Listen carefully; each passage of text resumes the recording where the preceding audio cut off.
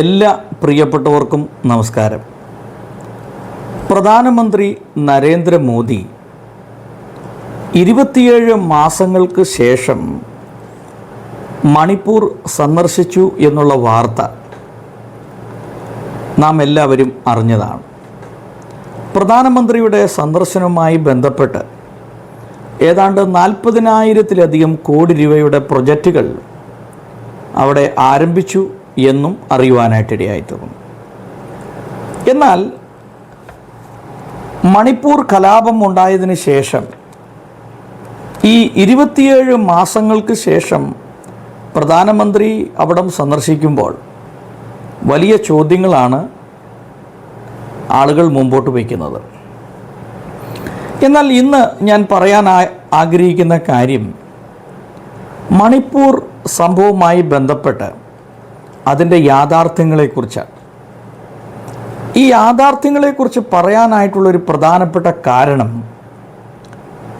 നമ്മുടെ ചില സുവിശേഷ പ്രവർത്തകർ ഈ മണിപ്പൂർ കലാപവുമായി ബന്ധപ്പെട്ട് വലിയ മുതലെടുപ്പുകൾ നടത്തിയിരുന്നു. അതിൽ പ്രധാനമായ വ്യക്തികളിൽ ചിലരാണ് ഒന്ന്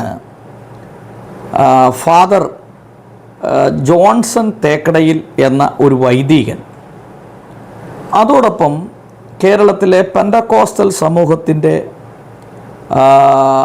പ്രിയപ്പെട്ട പാസ്റ്റർ അനിൽ കൊടിത്തോട്ടം. ഇങ്ങനെ പ്രധാനമായും ഈ രണ്ട് വ്യക്തികളാണ് മണിപ്പൂർ വിവാദവുമായി ബന്ധപ്പെട്ട്, മണിപ്പൂർ കലാപവുമായി ബന്ധപ്പെട്ട് ജനങ്ങളെ, പ്രത്യേകിച്ച് മലയാളികളുടെ ഇടയിൽ വലിയ തെറ്റിദ്ധാരണകൾ പരത്തി ഒരു വലിയ മുതലെടുപ്പ് നടത്തിയത്. അപ്പോൾ നിങ്ങൾ വിചാരിക്കും ഇവർ മുതലെടുപ്പ് നടത്തി എന്ന് പറയുമ്പോൾ ഏത് രീതിയിലാണ് മുതലെടുപ്പ് നടത്തിയത്? അതായത് ഇവരുടെ മുതലെടുപ്പ് എന്ന് പറയുന്നത് വാസ്തവ വിരുദ്ധമായ കാര്യങ്ങൾ ജനങ്ങളുടെ ഇടയിൽ പറഞ്ഞ്, പച്ച നുണകൾ പറഞ്ഞ് ജനത്തെ വഞ്ചിച്ചു എന്നുള്ളതാണ് ഏറ്റവും പ്രധാനപ്പെട്ട ഒരു സത്യം. സത്യം അതല്ലാതായിരിക്കെ അസത്യത്തെ സത്യമാക്കി കാണിക്കാൻ വേണ്ടി വൈദികനായ ഫാദർ ജോൺസൺ തേക്കടയിൽ ഒരുപാട് പച്ചക്കള്ളങ്ങൾ പറഞ്ഞു. പാസ്റ്റർമാർക്കും വൈദികർക്കും നുണ പറയാൻ കൊള്ളാമോ? ഒരിക്കലും പാടില്ല. ജനങ്ങളെ തെറ്റിദ്ധരിപ്പിക്കാമോ? അതും പാടില്ല. തങ്ങളുടെ സ്വാധീനത്തിലുള്ള ആളുകളെ യാഥാർത്ഥ്യങ്ങളിൽ നിന്ന് മുഖം തിരിച്ച് വിട്ട് പച്ചക്കള്ളങ്ങൾ പറഞ്ഞ് ജനങ്ങളെ വഞ്ചിക്കുവാൻ ഈ പാസ്റ്റർ അനിൽ കൊടിത്തോട്ടവും ഫാദർ ജോൺസൺ തേക്കടയിലും കാണിച്ചത് വളരെ മോശമായ ഒരു പ്രവൃത്തിയാണ്. ഒരു സുവിശേഷകനോ ഒരു വൈദികനോ ചേർന്ന ഒരു പ്രവൃത്തിയല്ല ഈ പറയുന്ന വ്യക്തികൾ ചെയ്തത്. കേരളത്തിലുള്ള ക്രൈസ്തവ സമൂഹത്തെ, പ്രത്യേകിച്ച് പെന്തക്കോസ്റ്റൽ ബ്രദറൻ സമൂഹത്തെ, സുവിശേഷ വിഹിത സഭകളിൽ നിൽക്കുന്നവരെ ഇതൊരു സംഘപരിവാർ ആക്രമണമാണ്, സംഘപരിവാർ കലാപമാണ്, ഇതിൻ്റെ പിന്നിൽ പ്രവർത്തിച്ചത് BJPയും വിശ്വ ഹിന്ദു പരിഷത്തും ബജറംഗ് ദളുകളാണ് എന്ന് പറഞ്ഞുകൊണ്ട് ഇവർ ജനത്തെ തെറ്റിദ്ധരിപ്പിച്ചു. വാസ്തവത്തിൽ പാസ്റ്റർ അനിൽ കൊടിത്തോട്ടവും ഫാദർ ജോൺസൺ തേക്കടയിലും ഒരു ഹൈന്ദവ വിരുദ്ധരാണ്.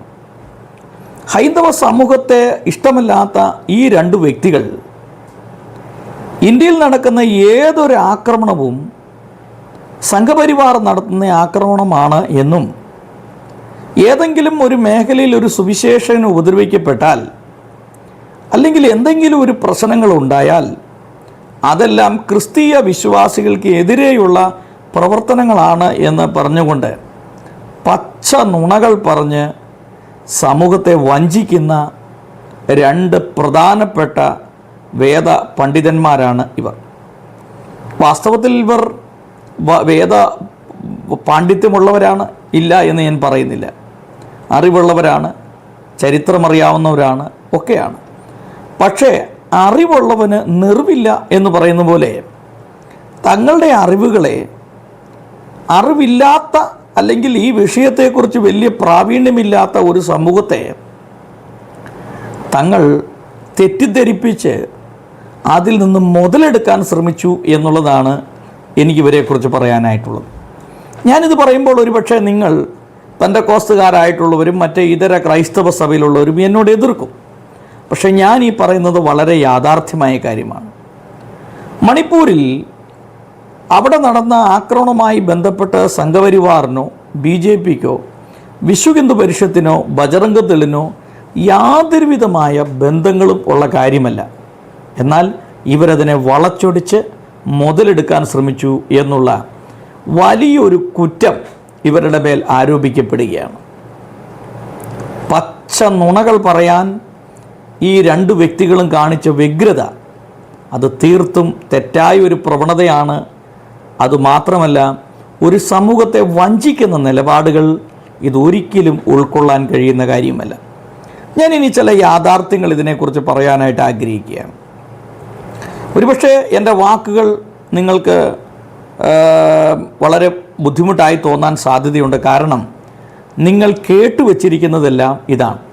അതുമാത്രമല്ല, തീർത്താ ഹൈന്ദവ വിരോധവും ഹൈന്ദവ പകയും, ഹിന്ദുക്കളോടുള്ള ഹൈന്ദവ വ്യക്തികളോടും സംഘപരിവാറിനുള്ള പകയും ഈ അനിൽക്കൊടിത്തോട്ടം എന്ന പാസ്റ്ററെ പോലെയുള്ള ആളുകളെ ഒരു മതഭ്രാന്തനായി തന്നെ ചിത്രീകരിക്കുന്നു എന്നുള്ളതാണ് എനിക്ക് ഈ രണ്ട് വ്യക്തികളെക്കുറിച്ചും പറയാനായിട്ടുള്ളത്. രണ്ടു പേർക്കും മതഭ്രാന്താണ്, ഹൈന്ദവ വിരോധമാണ് ഈ പാസ്റ്റർ അനിൽക്കൊടിത്തോട്ടവും പാസ്റ്റർ ജോൺസൺ തേക്കടയിലും ഫാദർ ജോൺസൺ തേക്കടയിലും മുമ്പോട്ട് വെക്കുന്നത്.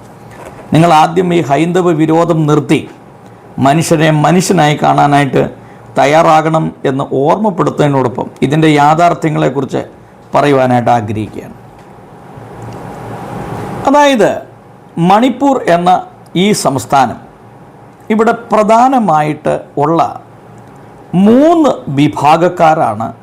ഒന്ന് മെയ്ത്തികളും, മറ്റൊന്ന് കുക്കി വിഭാഗത്തിൽപ്പെട്ടവരും, മറ്റൊന്ന് നാഗ വിഭാഗത്തിൽപ്പെട്ട ആളുകൾ. അതിൽ ഈ മെയ്ത്തികൾ എന്ന് പറയുന്ന ഈ ഗ്രൂപ്പ് പ്രധാനമായും, അതായത് മോസ്റ്റ്ലി കൂടുതൽ ആളുകളും ഹിന്ദു വിശ്വാസികളാണ്. അവർ താഴ്വര പ്രദേശങ്ങളിൽ, അതായത് മണിപ്പൂരിൻ്റെ പ്രത്യേകിച്ച് ഇംഫാൽ മേഖലകളിൽ താഴ്വര പ്രദേശങ്ങളിലാണ് അവർ താമസിക്കുന്നത്. അവർ ഭൂരിഭാഗം ആളുകളും ഹിന്ദു വിശ്വാസികളാണ്. എന്നാൽ കുക്കി വിഭാഗത്തിൽപ്പെട്ടവരും നാഗ വിഭാഗത്തിൽപ്പെട്ടവരുമായ ആളുകൾ അവർ ഹിൽ ഏരിയകൾ, അതായത് പർവ്വത പ്രദേശങ്ങളിൽ താമസിക്കുന്നവരാണ്. അതോടൊപ്പം അവരിൽ ഭൂരിഭാഗവും ആളുകൾ, ഏതാണ്ട് മുഴുവൻ തന്നെ വേണമെങ്കിൽ നമുക്ക് പറയാം, അവർ ക്രിസ്തീയ വിശ്വാസികളാണ്. അപ്പോൾ മെയ്ത്തി വിഭാഗത്തിലുള്ള ഹിന്ദു കമ്മ്യൂണിറ്റിപ്പെട്ടവർ മെജോറിറ്റിയും കുക്കി വിഭാഗത്തിൽപ്പെട്ട ക്രിസ്ത്യൻസ് അവിടുത്തെ മൈനോറിറ്റിയുമാണ്. ഇതാണ് ഇവിടുത്തെ ഒരു ഗ്രൂപ്പിനെ കുറിച്ച് നമ്മൾ പറയുമ്പോൾ. അപ്പോൾ 2 പ്രധാനപ്പെട്ട ഗ്രൂപ്പുകൾ വേണമെങ്കിൽ നമുക്ക് 2 വർഗ്ഗക്കാർ എന്ന് വേണം പറയാം, അല്ലെങ്കിൽ 2 ജാതികൾ എന്ന് വേണേൽ പറയാം. ഒന്ന് മെയ്ത്തികൾ എന്ന ഒരു ഗ്രൂപ്പ്, അവർ ഭൂരിഭാഗവും ഹിന്ദു വിശ്വാസികളാണ്. അവർ താഴ്വര പ്രദേശങ്ങളിൽ താമസിക്കുന്നു. രണ്ടാമത്തെ വിഭാഗം കുക്കി വിഭാഗത്തിൽപ്പെട്ടവരാണ്. അതോടൊപ്പം നാഗ വിഭാഗത്തിൽപ്പെട്ടവരുണ്ട്. അവർ ഭൂരിഭാഗം ആളുകൾ, ഏതാണ്ട് ഓൾമോസ്റ്റ് അവർ ക്രിസ്ത്യൻ വിഭാഗത്തിൽപ്പെട്ടവരാണ്. അവർ മലമുകളിലാണ് താമസിക്കുന്നത്, പറഞ്ഞാൽ പർവ്വത പ്രദേശങ്ങളിലാണ് താമസിക്കുന്നത്. എന്നാൽ എന്താണ് ഇവിടെ ഉണ്ടായ യഥാർത്ഥ പ്രശ്നം? നമ്മളെ ഇതുമായി പറഞ്ഞ ആളുകൾ ക്രിസ്ത്യൻ സമൂഹത്തിന് നേരെ ഉണ്ടായ ആക്രമണമാണ് എന്നാണ് നമ്മളെ പറഞ്ഞ് തെറ്റിദ്ധരിപ്പിച്ചത്. ഇവരുടെ എല്ലാം ഉള്ളിൽ ഒരു വലിയ ഒരു ഉദ്ദേശമുണ്ട്. ക്രിസ്ത്യൻ സമൂഹത്തെ ഹിന്ദു സമൂഹത്തോട് തിരിക്കുക എന്നുള്ള ഒരു വലിയ അജണ്ടയാണ് ഈ ജോൺസൺ തേക്കടയിലും അതോടൊപ്പം പാസ്റ്റർ അനിൽക്കൊടിത്തോട്ടവും മുമ്പോട്ട് വയ്ക്കുന്നത്. ക്രൈസ്തവ സമൂഹത്തെ ഹിന്ദു സമൂഹത്തോട് തിരിക്കുക. അങ്ങനെ തിരിക്കുന്നതിലൂടെ അവർക്ക് ചില നേട്ടങ്ങൾ കൊയ്യാൻ അവരാഗ്രഹിക്കുന്നുണ്ട്. അത് ഞാൻ പിന്നാലെ പറയുന്നതായിരിക്കും. എന്നാൽ എന്താണ് യഥാർത്ഥത്തിൽ ഇവിടെ സംഭവിച്ചത്?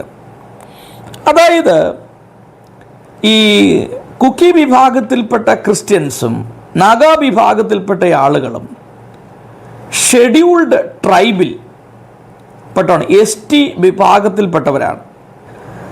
എന്നാൽ ഈ ST വിഭാഗത്തിൽപ്പെട്ട് നിൽക്കുന്ന ആളുകൾക്കുള്ള പ്രത്യേകത എന്ന് പറഞ്ഞാൽ ഗവൺമെൻറ്റിൽ നിന്ന് അവർക്ക് സംവരണം കൂടുതൽ കിട്ടും, റിസർവേഷൻ. എന്താ അത്? തൊഴിൽ മേഖലകളിലും വിദ്യാഭ്യാസ മേഖലകളിലും പല മേഖലകളിലും അവർക്ക് സംവരണം കൂടുതൽ കിട്ടും. അതുകൊണ്ട് അവർ ഗവൺമെൻറ്റിൻ്റെ ആനുകൂല്യങ്ങൾ കൂടുതൽ പിൻപറ്റുന്നവരാണ്. ഇപ്പോൾ നമുക്കറിയാം, ഭാരതത്തിലുള്ള ജനങ്ങളെ 4 തിരിച്ചിട്ടുണ്ട്. 1 general, 2 OBC, 3 scheduled caste, 4 scheduled tribe. അപ്പോൾ ഏതാണ്ട് പ്രധാനമായി 4 വിഭാഗത്തിൽപ്പെട്ട ഡിവൈഡ് ചെയ്തിരിക്കുകയാണ് 4ആയിട്ട്. ജനറൽ വിഭാഗം, അതർ ബാക്ക്വേർഡ് ക്ലാസ്സസ്, അതുപോലെ ഷെഡ്യൂൾഡ് കാസ്റ്റ്, ഷെഡ്യൂൾഡ് ട്രൈബ്. അപ്പോൾ ഏറ്റവും കൂടുതൽ ആനുകൂല്യങ്ങൾ ലഭിക്കുന്ന വിഭാഗമാണ് ഷെഡ്യൂൾഡ് ട്രൈബ് എന്ന് പറയുന്നത്. അപ്പോൾ ഇവിടെ സംഭവിച്ചത്, ഈ കുക്കി വിഭാഗത്തിലുള്ള ക്രിസ്ത്യൻ സമൂഹം ഈ ഷെഡ്യൂൾഡ് ട്രൈബിൽപ്പെട്ട വിഭാഗത്തിൽപ്പെട്ടവരാണ്. എന്നാൽ ഈ മെയ്തി വിഭാഗത്തിൽ ഉള്ളവർക്കും ഷെഡ്യൂൾഡ് ട്രൈബാക്കി അവരെ മാറ്റാം എന്നുള്ള ഒരു ചർച്ച നടക്കുകയും അതുമായി ബന്ധപ്പെട്ട് ചില കോടതി വിധികൾ ഉണ്ടാകുകയും ചെയ്തു. അപ്പോൾ മെയ്തി വിഭാഗത്തിൽപ്പെട്ട ആളുകൾ അവരെയും ഷെഡ്യൂൾഡ് ട്രൈബിൽ ഉൾപ്പെടുത്തി കഴിയുമ്പോൾ അവർക്കും ഈ കുക്കി വിഭാഗത്തിലുള്ള ആളുകളെ പോലെ സംവരണം ലഭിക്കും. ആ സംവരണം ലഭിക്കുമ്പോൾ അവർക്ക് വിദ്യാഭ്യാസപരമായും തൊഴിൽപരമായും ഒക്കെ ഉന്നമനം ലഭിക്കും. ഇതാണ് സംഭവിച്ചത്. എന്നാൽ ഇതെന്താണ് ഇതിൻ്റെ പ്രശ്നം? ഇങ്ങനെയൊരു കോടതി വിധി വന്നപ്പോൾ എന്താണ് സംഭവിച്ചത്? കുക്കി വിഭാഗത്തിൽപ്പെട്ട ആളുകൾ പറഞ്ഞു, ഇത് ഞങ്ങൾക്കെതിരെ ഉള്ളൊരു കടന്നുകയറ്റമാണ്. എന്താണ്? മെയ്തി വിഭാഗത്തിൽപ്പെട്ട ആളുകൾ മെജോറിറ്റിയാണ്. അവിടുത്തെ മുഖ്യമന്ത്രിയും മെയ്തി വിഭാഗത്തിൽപ്പെട്ട ആളാണ്. ഇവർക്കും കൂടെ ഈ ഷെഡ്യൂൾഡ് ട്രൈബിലേക്ക് ഉൾപ്പെടുത്തി അവർക്കും സംവരണം കൊടുക്കുമ്പോൾ ഞങ്ങൾക്ക് ലഭിക്കുന്ന ആനുകൂല്യങ്ങൾക്ക് കുറവ് സംഭവിക്കുകയും ഞങ്ങൾക്ക് അത് ഞങ്ങളുടെ സ്ഥലങ്ങൾ, ഞങ്ങളുടെ മറ്റ് പല മേഖലകൾ അവർ പിടിച്ചെടുക്കാനായിട്ട് ഇടയായി തിരിഞ്ഞു. അതിൻ്റെ കാരണം ഷെഡ്യൂൾഡ് ട്രൈബിൽപ്പെട്ട വ്യക്തികളുടെ സ്ഥലങ്ങൾ മറ്റ് ജാതികളിലുള്ളവർക്ക് വാങ്ങിക്കുവാൻ സാധ്യമല്ല. അവരെ ചൂഷണം ചെയ്യുന്നതിന് തുല്യമായി തീരും. അതുകൊണ്ട് ആദിവാസി മേഖലയിലുള്ള ആളുകളെ അവരുടെ സ്ഥലം വാങ്ങിക്കുവാനായിട്ട് സാധ്യമല്ല. അപ്പോൾ ഇവർക്ക് ഷെഡ്യൂൾഡ് ട്രൈബ് എന്നുള്ള ഒരു സ്റ്റാറ്റസിലേക്ക് ഇവരെ മാറ്റുമ്പോൾ ഇവരുടെ സ്ഥലങ്ങൾ മെയ്തി വിഭാഗത്തിൽപ്പെട്ടവർ വാങ്ങിക്കാനോ അതോടൊപ്പം മലമുകളിലേക്കും പർവ്വത പ്രദേശങ്ങളിലേക്കും മെയ്തി വിഭാഗത്തിൽപ്പെട്ട ആളുകൾ കടന്നു വരാനുള്ള സാധ്യതയുണ്ട്. അങ്ങനെ വന്നാൽ താഴ്വര പ്രദേശത്ത് താമസിച്ചുകൊണ്ടിരിക്കുന്നതായിട്ടുള്ള മെയ്തി വിഭാഗത്തിൽപ്പെട്ട ആളുകൾ അവർ പർവ്വത പ്രദേശങ്ങളിലേക്ക് കടന്നു വന്നാൽ ഞങ്ങളുടെ സ്വാധീനം കുറയുകയും ഞങ്ങളുടെ സ്ഥലങ്ങൾ ഇവർ പിടിച്ചെടുക്കുകയും അത് ക്രയവിക്രയം ചെയ്യാനായിട്ട് ഉപയോഗിക്കും, വിൽക്കുകയും വാങ്ങുകയും ചെയ്യാനായിട്ട് ഉപയോഗിക്കും. അതോടൊപ്പം വനം എൻക്രോച്ച് ചെയ്യപ്പെടുകയും ചെയ്യും എന്നുള്ള ഒരു ഭീതി ഇവരുടെ ഉള്ളിലേക്ക് വന്നു, കുക്കി വിഭാഗത്തിൽപ്പെട്ട ആളുകളിലേക്ക് വന്നു. അപ്പോൾ ഇതാണ് ഇതിൻ്റെ പ്രധാനപ്പെട്ട സംഭവം.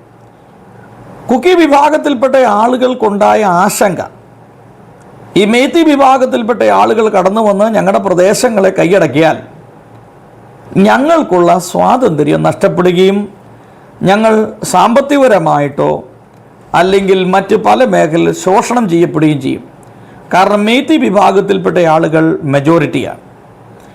ഇങ്ങനെ ഒരു ചിന്താഗതി ഉണ്ടായപ്പോൾ 2023 മെയ് 3 ട്രൈബൽ സോളിഡാരിറ്റി മാർച്ച് എന്ന പേരിൽ all tribal students union Manipur ATSUM all tribal students union Manipur അവർ ഒരു പ്രക്ഷോഭ റാലി സംഘടിപ്പിച്ചു. എന്താണ്?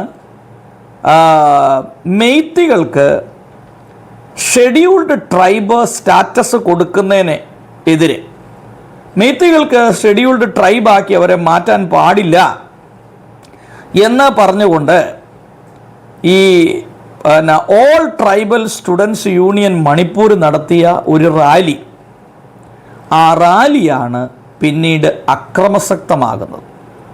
അപ്പോൾ തുടക്കം എവിടെ നിന്നാണ്? കുക്കി വിഭാഗത്തിൽപ്പെട്ട ആളുകൾ അവർ നടത്തിയ ഒരു പ്രക്ഷോഭ റാലിയുമായി ബന്ധപ്പെട്ടാണ് ഈ പ്രശ്നങ്ങൾ പൊട്ടിപ്പുറപ്പെട്ടത്.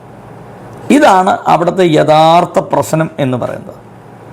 അല്ലാതെ അവിടെ ക്രൈസ്തവ സമൂഹങ്ങൾക്ക് നേരെയുള്ള ഒരു വേട്ടയാടലല്ല, സംഘപരിവാർ നടത്തിയ ഒരു പ്ലാനഡ് അജണ്ടയല്ല, BJPയോ വിശ്വ ഹിന്ദു പരിഷത്തോ ബജറംഗ് ദളോ നടത്തിയ ഒരു ആക്രമണമല്ല.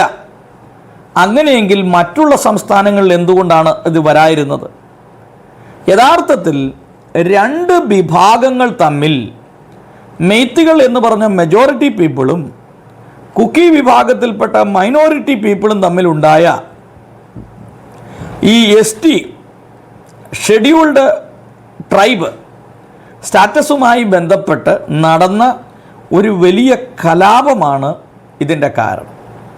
അപ്പോൾ കലാപം പൊട്ടിപ്പുറപ്പെട്ടാൽ അതിനെ നിയന്ത്രിക്കുക എന്നുള്ള ഉത്തരവാദിത്തം ഗവൺമെൻറ്റിനുണ്ട്.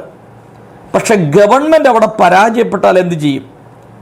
ശ്രീലങ്കയിൽ കലാപം പൊട്ടിപ്പുറപ്പെട്ടു, ഗവൺമെൻറ്റിന് നിയന്ത്രിക്കാൻ കഴിഞ്ഞില്ല. ബംഗ്ലാദേശിൽ കലാപം പൊട്ടിപ്പുറപ്പെട്ടു, ഗവൺമെൻറ്റിന് നിയന്ത്രിക്കാൻ കഴിഞ്ഞില്ല. ഇനി ഏറ്റവും അടുത്ത് നേപ്പാളിൽ കലാപം പൊട്ടിപ്പുറപ്പെട്ടു, അത് ഗവൺമെൻറ്റിന് നിയന്ത്രിക്കാൻ കഴിഞ്ഞില്ല എന്ന് മാത്രമല്ല, നേപ്പാൾ പ്രധാനമന്ത്രിയും പ്രസിഡന്റും നാടുവിട്ടു. മുൻ നേപ്പാൾ പ്രധാനമന്ത്രിയുടെ ഭാര്യയെ തീവച്ചു കൊന്നു. ആയിരക്കണക്കിന് കെട്ടിടങ്ങൾ കത്തിച്ചാമ്പലായി. ഇതാണ് സംഭവിച്ചത്. അതുപോലെ തന്നെ ഈ മണിപ്പൂരിൽ ഈ രണ്ട് വിഭാഗങ്ങൾ തമ്മിലുണ്ടായ കലഹമാണ് ഇതിന് കാരണം, ഈ മണിപ്പൂർ കലാപം എന്ന് പറയുന്നത്. ഇനി എന്താണ് ഈ സംഭവം? ഈ ലാൻഡ് ഡിസ്പ്യൂട്ടാണ്. എന്താണ്? ഈ മെയ്ത്തികൾക്ക് ഈ ഷെഡ്യൂൾഡ് ട്രൈബായി അവരെ മാറ്റിയാൽ അവർ മലമുകളിലേക്ക് കയറി വരും. അപ്പോൾ അവിടെയുള്ള സ്ഥലങ്ങൾ അവർ വാങ്ങുകയും വിൽക്കുകയും ചെയ്യും. അങ്ങനെ പല പ്രശ്നങ്ങളുണ്ടാവും. എന്നാൽ ഇതുമായി ബന്ധപ്പെട്ടാണ് ഈ പ്രശ്നങ്ങൾ ആരംഭിച്ചത്. BJP ലീഡ് സ്റ്റേറ്റ് ഗവൺമെൻറ്റാണ്. അതിൻ്റെ മുഖ്യമന്ത്രി എന്ന് പറയുന്നത് മെയ്ത്തി വിഭാഗത്തിൽപ്പെട്ട ആളാണ്. അതുകൊണ്ട് തന്നെ ഇതൊരു വലിയ കലാപമായി മാറി. എന്താണ് ഇവിടെ? നിയമം പരാജയപ്പെട്ടു. Failure of law and order. എന്താണ്? നിയമങ്ങൾ അല്ലെങ്കിൽ അവിടെ ലോ ആൻഡ് ഓർഡർ പരാജയപ്പെട്ടു. എന്താ സംഭവിച്ചത്? പോലീസ് സ്റ്റേഷനുകൾ ആക്രമിച്ച് അവിടെ നിന്ന് വെപ്പൺസ്, തോക്കുകൾ, ലാത്തികൾ, മറ്റ് ഇതര സാധനങ്ങൾ എന്ത് ചെയ്തു? മോഷ്ടിക്കപ്പെട്ടു. അങ്ങനെ വലിയ കലാപം നടന്നു. ഇരുഭാഗത്തുമുള്ള ആളുകൾ കൊല്ലപ്പെട്ടു. 200-ലധികം ആളുകൾ, ഔദ്യോഗികമായ കണക്കനുസരിച്ച് 200-ലധികം ആളുകൾ കൊല്ലപ്പെട്ടു. ഏതാണ്ട്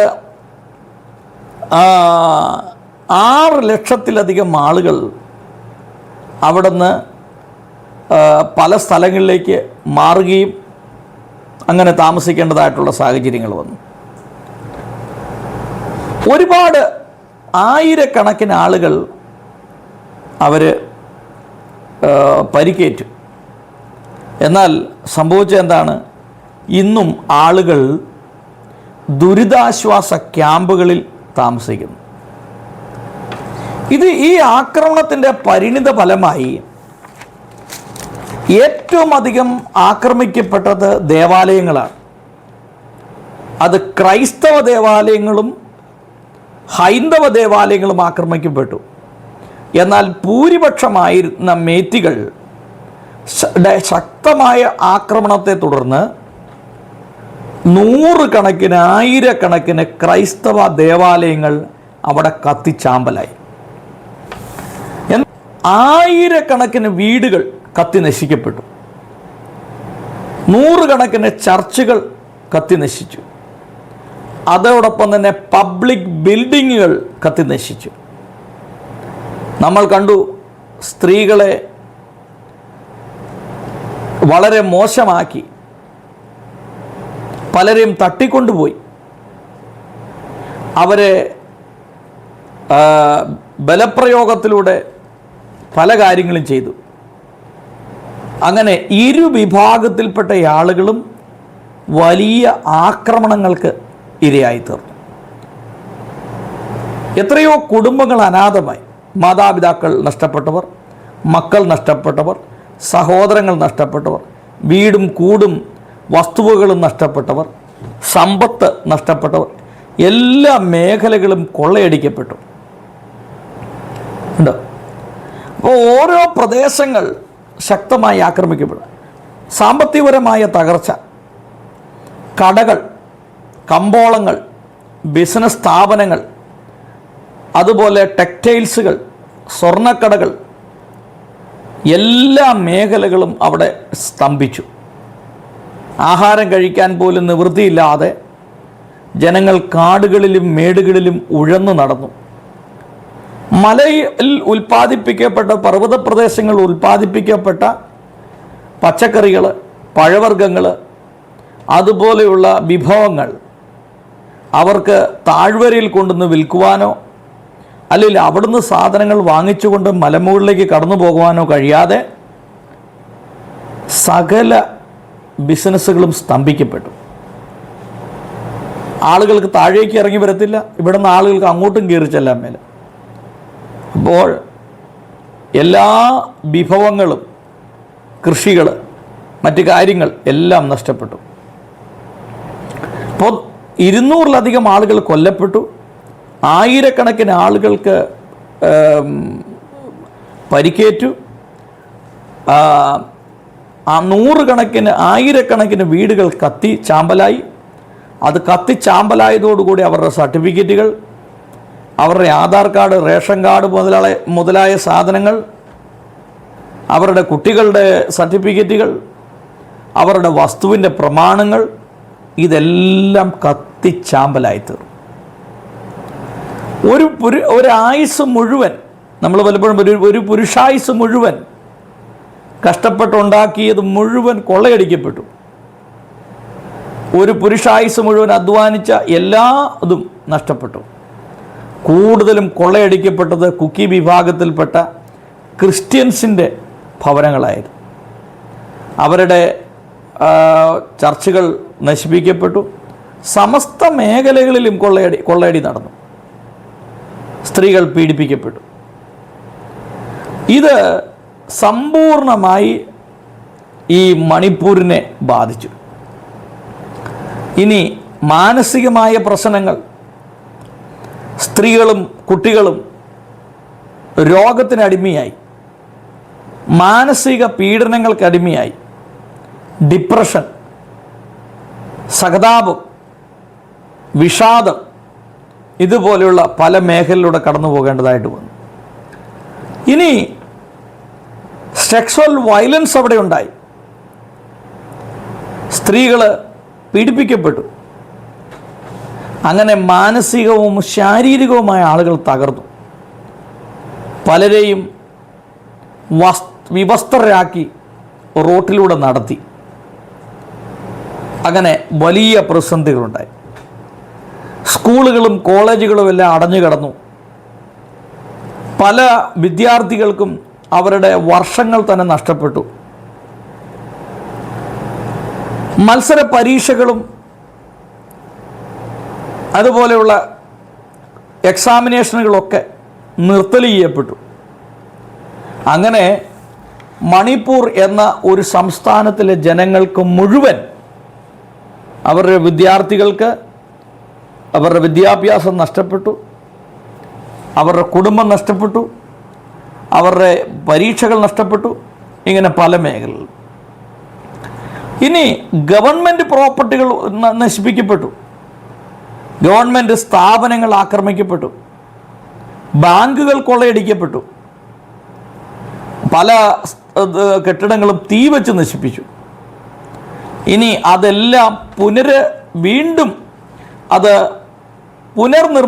നിർമ്മിക്കണമെങ്കിൽ എത്രയോ കോടിക്കണക്കിന് രൂപ വേണം, എത്രയോ വർഷങ്ങളെടുക്കും. നശിപ്പിക്കപ്പെട്ട ദേവാലയങ്ങൾ, നശിപ്പിക്കപ്പെട്ട പബ്ലിക് ബിൽഡിങ്ങുകൾ, അതെല്ലാം വീണ്ടും റീകൺസ്ട്രക്റ്റ് ചെയ്യണമെങ്കിൽ എത്രയോ നാളുകൾ വേണ്ടി വരും, എത്രയോ പണം അതിൻ്റെ പിന്നിൽ ചിലവാക്കേണ്ടതായിട്ട് വരും. അങ്ങനെ സാമ്പത്തികപരമായ വലിയ തകർച്ച മണിപ്പൂരിനെ ബാധിച്ചു. എല്ലാ മേഖലകളും, ട്രേഡ്, ട്രാൻസ്പോർട്ട് മേഖലകൾ നശിപ്പിക്കപ്പെട്ടു. അഗ്രികൾച്ചർ, സ്മോൾ സ്കെയിൽ ഇൻഡസ്ട്രീസ്, അങ്ങനെ ഫാക്ടറികൾ, ചെറുകിട വ്യവസായങ്ങൾ എല്ലാം. ഇതിലുപരിയായി ടൂറിസം മേഖലയും വളരെ ശക്തമായി ബാധിച്ചു. ഇങ്ങനെ എല്ലാ മേഖലകളിലും സമ്പൂർണ്ണമായി തകർന്ന് തരിപ്പണമായ ഈ മണിപ്പൂർ അതൊരു കലാപത്തിലാണ്. ഈ കലാപം എന്തുകൊണ്ട് പൊട്ടിപ്പുറപ്പെട്ടു എന്ന് ചോദിക്കുമ്പോൾ ഇതാണ് ഇതിൻ്റെ അകത്ത് സംഭവം. അപ്പോൾ ഈ കലാപം പൊട്ടിപ്പുറപ്പെട്ടുകൊണ്ട് എന്താണ് ഒരു നേട്ടം ഉണ്ടായത്? ഒരു നേട്ടം ഉണ്ടായില്ല. മറിച്ച് ആ സംസ്ഥാനം ഇന്ത്യയിലൊരു സംസ്ഥാനമായതുകൊണ്ട് പ്രശ്നം ഉണ്ടായില്ല. പക്ഷേ ഒരു രാജ്യം, ഇപ്പം നേപ്പാളിൻ്റെ അവസ്ഥ എന്താണ്? നേപ്പാൾ 100 വർഷം പുറകോട്ട് പോയി. ഇനി നേപ്പാൾ ഇപ്പോഴത്തെ, അതായത് കലാപം ഉണ്ടാകുന്നതിന് മുമ്പ് വരെയുള്ള ഒരു പ്രൗഢിയിലേക്ക് ആ നേപ്പാൾ കടന്നു വരണമെങ്കിൽ നേപ്പാൾ ഒരുപാട് സ്ട്രഗിൾ ചെയ്യേണ്ടതായിട്ട് വരും.